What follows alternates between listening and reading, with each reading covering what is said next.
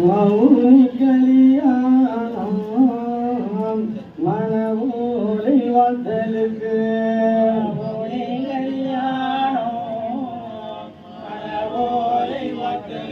சிவதி குருவான திருமேனி முன்னவாய்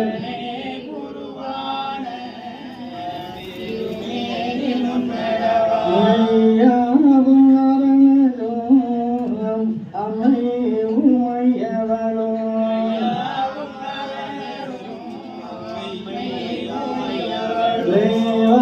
தேவாதமக்கிரங்கி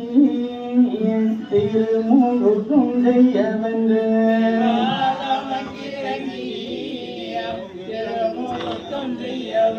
நந்தருள் தேவர்